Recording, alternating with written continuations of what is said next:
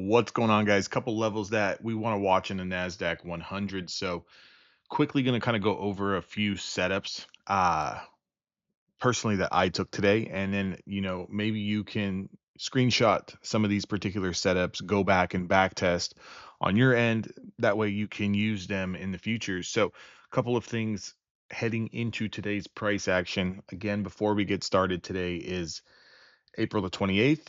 It's currently 9:25 Pacific Standard Time, and we're looking at the NQ chart. Now we're going to start off looking at the 5 minute just so we can kind of get a little bit of a smaller picture here. I'm going to go in and out of different time frames to kind of show you guys what I personally think is you know, the best time frames to look at to set levels and then to enter these trades. So coming into today's price action, obviously you can see from the pre-market a little bit of a gap down, right? Market was down 300, 350, 400 points at one given time. Heading into the New York Open, we do have a little bit of a bounce. One thing that I was keeping in mind was this green line here. Okay, so this green line is your daily 5 simple moving average. Okay, so the daily 5 simple moving average, I like to, let me just get this all squared away. I like to look at because it's going to kind of give you the nearest shortest term sentiment.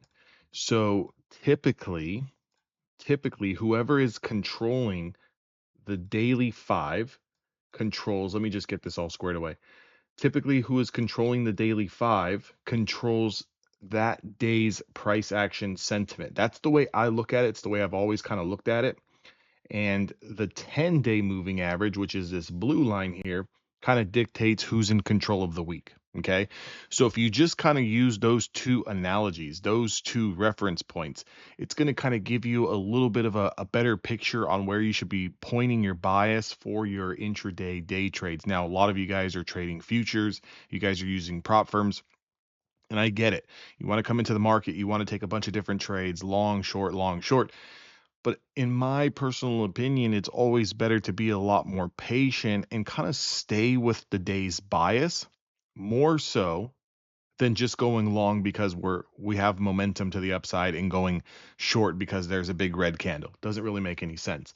So, if you kind of take that into context, if we are kind of pushing back up off that gap down into the 5-day moving average, well, what do we want to see?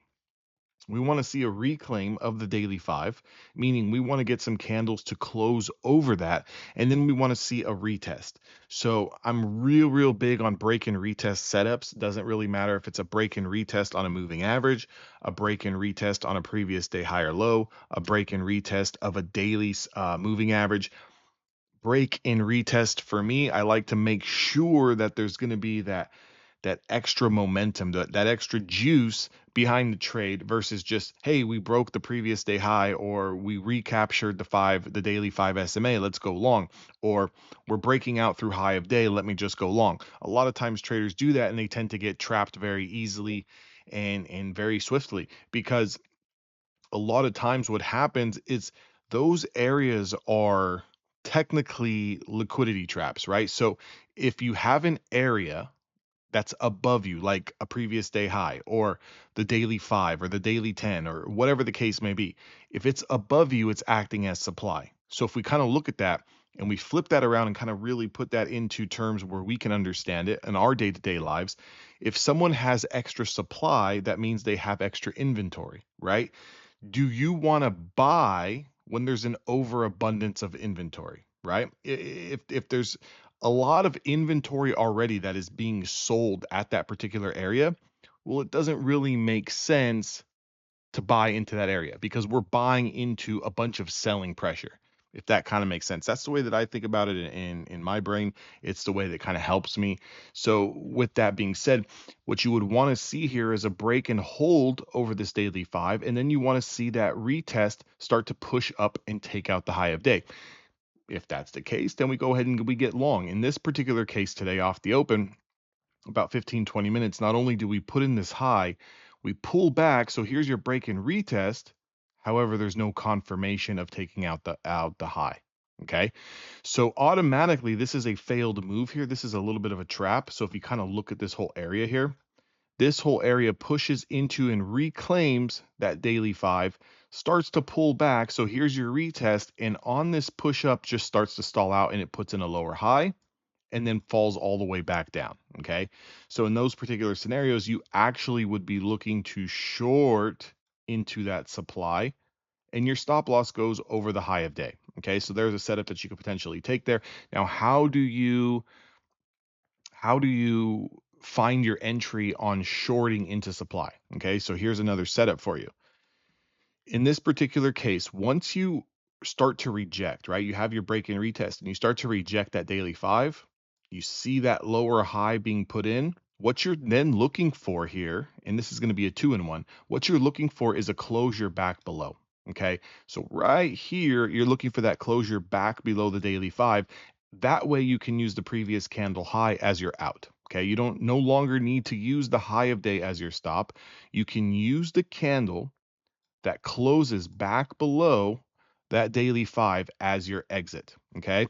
Now, for those of you guys who have been following me for a while, those of you guys who maybe are in my Discord, you guys already understand the 20 SMA strategy. So look at here on the following candle. Not only do you close below your daily 5 SMA, you also close below this 5-minute 20 SMA. Okay, right here, you close below this 5-minute 20 SMA.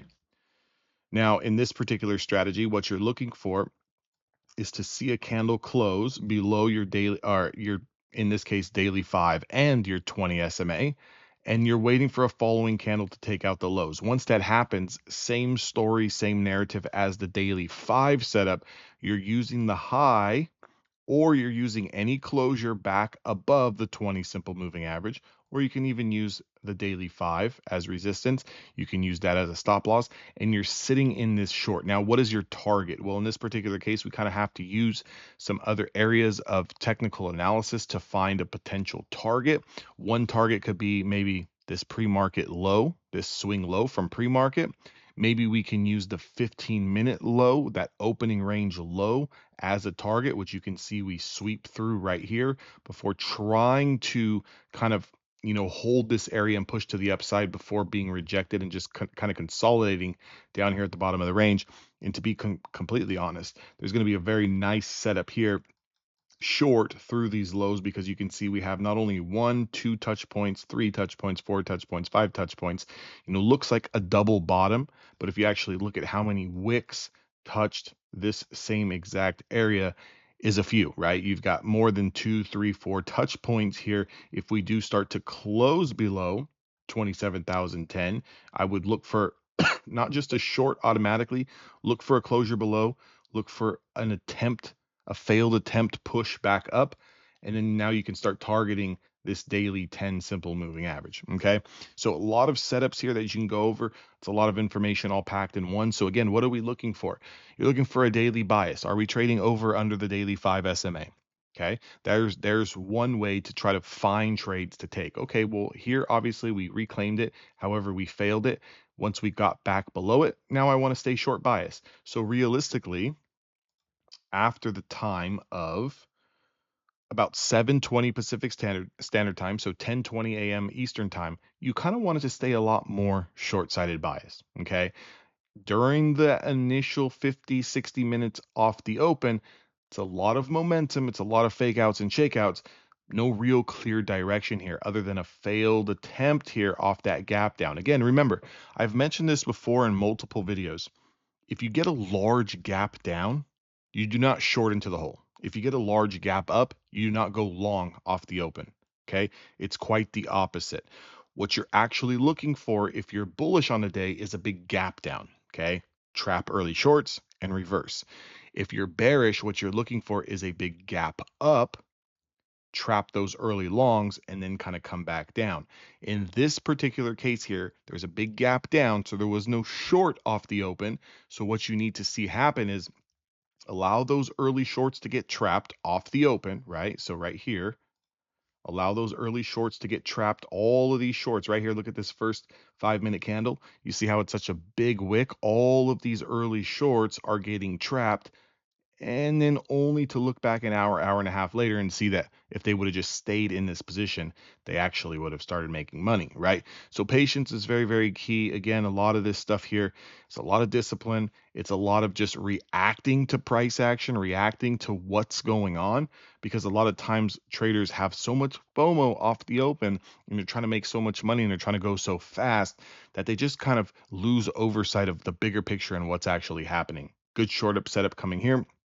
I'm going to log off this video so I can log into my brokerage account, get a trade ready to set up, see if I can get a little bit of this move here. If we do start to confirm these lows, make sure to like, comment, and subscribe. Also, guys, if you are using prop firms, I'm an affiliate with Apex Trader Funding, 90% off discount. You guys can use my discount code DAnthony, help support the channel.